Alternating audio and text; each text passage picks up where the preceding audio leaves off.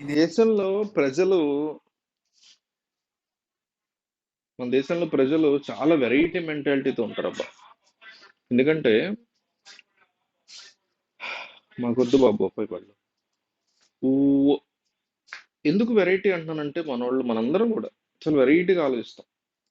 మనం మన దేశం కోసం మన ప్రభుత్వం బెటర్గా పెర్ఫామ్ చేయడం కోసం అసలు ఏమీ చేయము. ఫస్ట్ ఆఫ్ ఆల్ మన ప్రభుత్వాలే పనికి మాలిన ప్రభుత్వాలు. మనకి ఏం టాస్క్ లేవు. ఒక ప్రభుత్వాన్ని మనతో పనులు చేయించాలి. ఒక చెత్తో, ఒక డిసిప్లైన్, ఒక రోడ్డు దాటడం, రోడ్డు మీద కూడా యాక్సిడెంట్ అయితే దాన్ని ఎట్లా తీసుకెళ్ళాలి, ఇవన్నీ మనకు నేర్పియాలి ప్రభుత్వమే. అడల్ట్స్ కి, స్కూల్ నుంచి పిల్లలకి, అడల్ట్స్ కూడా పెద్ద వయసు. ఇదివరకు రాత్రి బళ్ళు ఉండేవి, గుర్తుందా మీకు? చదువుకున్న రాత్రిపూట వెళ్ళి చదువుకున్నారు బళ్ళు. దానికి ప్రభుత్వం ఇనిషియేషన్ తీసుకుని బంగారంలాగా ఉండేది బాబు. ఇదివరకు అయితే కార్యక్రమాలు మొత్తం నాశనం చేశారు. కేవలం ఓట్ల కోసం కాంగ్రెస్ పార్టీ, బీజేపీ దేశాన్ని నాశనం చేసింది.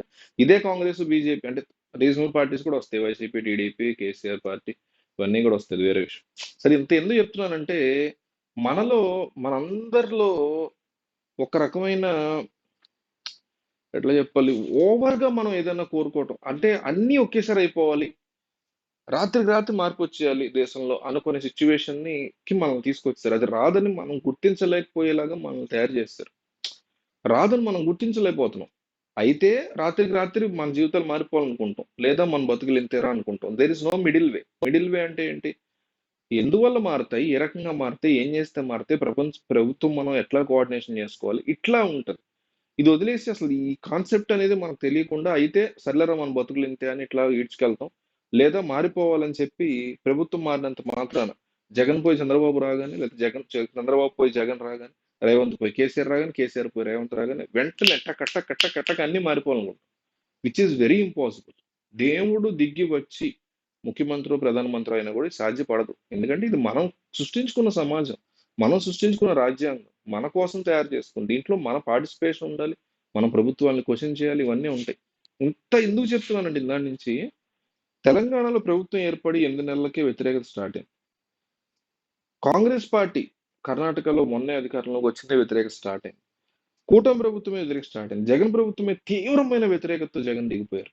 కేసీఆర్ తీవ్రమైన వ్యతిరేకతతో దిగిపోయారు. మోడీ దిగరు. మోడీది వేరు. మోడీ అంతా ఆ, హిందూ ముస్లిం వ్యవహారం కాబట్టి దానికి డోకా లేదు ఇప్పట్లో. అంటే ఇప్పట్లో అంటే రానున్న ఎన్నికల్లో డోకా ఉంటుందేమో, కూడా ఇప్పటి వరకు అయితే డోకా లేదుగా. సో ఆ కథ వేరు. ఇక్కడ అవకాశం లేదు. ఇక్కడ ఈ రెండు వర్గాల మధ్య గొడవ పెట్టి ఒక వర్గం అంటే మెజారిటీ వర్గానికి నేను లేకపోతే నిన్నాడు ఏదో చేస్తాడు అని క్రియేట్ చేసే అంశం లేదు. లేదంటే వీళ్ళు కూడా అట్లాగే ఉండేవారు. జగన్ ఉండేవారు, చంద్రబాబు ఉండేవారు, కేసీఆర్, రేవంత్ కూడా అసలు దిగేవారే కాదు అధికారంలో. సో ఈ రకమైన సిచ్యువేషన్ లో అమరావతి ప్రజలకు వచ్చింది ఇప్పుడు ఈ తలనొప్పి.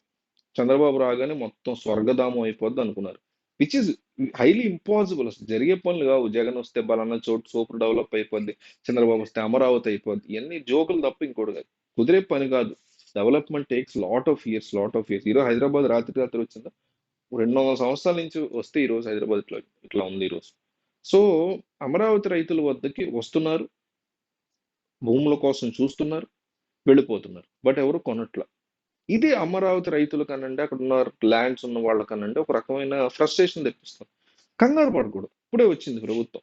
ఫెయిల్ అన్నా అవుతుంది ఒక ప్రభుత్వం, సక్సెస్ అన్నా అవుతుంది ఒక ప్రభుత్వం, జగన్ అయినా చంద్రబాబు అయినా. ఇప్పుడు చంద్రబాబు ప్రభుత్వం అమరావతి రైతుల విషయంలో ఆస్పెక్ట్స్ పరంగా ఫెయిల్ సక్సెస్ అవుతారు. సో అమరావతి పరంలో విషయంలో, భూముల ధరల విషయంలో చంద్రబాబు ప్రభుత్వం సక్సెస్ అవుతుందా లేదా అనేది తెలియడానికైనా కనీసం 1 ఇయర్ పడుతుంది. మినిమం 1 ఇయర్ పడుతుంది. 3 ఇయర్స్ తర్వాత కూడా వచ్చి చూస్తున్నారు కానీ ఎవరు కొనట్లేదు అనేది నిజమైతే డెఫినెట్లీ అప్పుడు ఫ్రస్ట్రేట్ అవ్వచ్చు రైతులు. అందులో క్వశ్చన్ లేదు. ఏదో భూములు ఉన్నవాళ్ళు, రైతులు, మీలాంటి వాళ్ళు, నాలాంటి వాళ్ళు, కొంతమంది భూములు ఉంటాయి, వాళ్ళు అక్కడ అప్పుడే కంగారు పడిపోకూడదు అనేది నా యొక్క పర్సనల్ ఒపీనియన్. కానీ అక్కడ ఉన్న లోకల్ పీపుల్ అనండి, ల్యాండ్ ఉన్న వాళ్ళు, రైతులు, వీళ్ళందరూ కూడా విపరీతమైన ఫ్రస్ట్రేషన్ లోకి వచ్చేస్తున్నారు. జగన్ ఉన్నప్పుడు ఎట్లాగో అవ్వలేదు, ఇప్పుడు కూడా సేల్ అవ్వకపోతే ఎట్లా, మేము ఏమైపోలేదు. వచ్చి 2 నెలలు అయింది సార్ ప్రభుత్వం. ఇవాళ ఎంత రేటు? 11వ తారీఖు. ఇంకా 2 రోజులకు, ఇంకా నెలకు, రెండో నెల కూడా అవలా ఇంకా కంప్లీట్. సో ప్రజల్లో తొందరపాటు, కంగారు, వెంటనే మారిపోవాలి జీవితంలో అన్ని, వెంటనే దేశం అమెరికా అయిపోవాలంటే జోక్. అమెరికా 200 నుంచి 500 సంవత్సరాల నుంచి 200 సంవత్సరాల మీద అట్లా వాళ్ళు అట్లా కష్టపడితే జరిగింది. డిసిప్లిన్ తో వాళ్ళు వస్తే జరిగింది. చాలా చాలా కష్టపడి మనం అసలు అలాంటిది ఒకటి ఉందని కూడా మనకు తెలియదు. డిసిప్లిన్ అని, ప్రజలందరూ కలిసి కష్టపడాలని, ఒక ఒక దేశాన్ని సమగ్రంగా అభివృద్ధి చేయాలని మనకి తెలీదు, చెప్పే నాయకుడు లేడు. ఇంకెప్పుడవుతాం? మనకి ఈజీగా 2, 3 వేల సంవత్సరాలైతే పడతది.